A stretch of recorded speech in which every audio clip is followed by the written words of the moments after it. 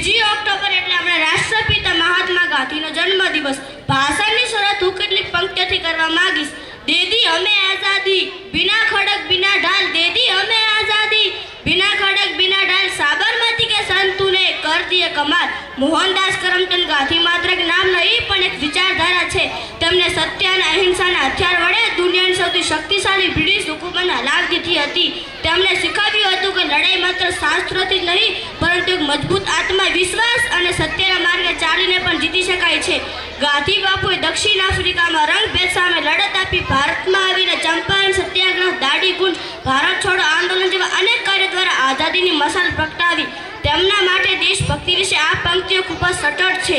चला गया वो देश का प्यारा, बापू था वो सबसे न्यारा। चला गया वो देश का प्यारा, बापू था वो सबसे न्यारा। अहिंसा का वो पुजारी था, सत्य उसका सहारा था।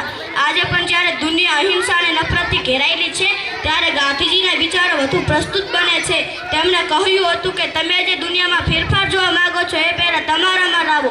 સ્વસ્થતા હોય કે સ્વદેશી અપનાવવાની વાત બાપુએ હંમેશા પાયાના મૂલ્યો પર ભાર મૂક્યો છે। આજના દિવસે આપણે માત્ર તેમને પુષ્પાંજલિ અર્પણ ન કરીએ પરંતુ તેમણે બતાવેલા સત્ય પ્રમાણ અહિંસાના હથિયાર વડે ચાલવાનો સંકલ્પ એ તેમના માટે સાચી શ્રદ્ધાંજલિ હશે। હું મારી વાણીને વિરામ આટલા એટલું જ કહીશ। रघुपति राघव राजा राम, पतित पावन सीताराम।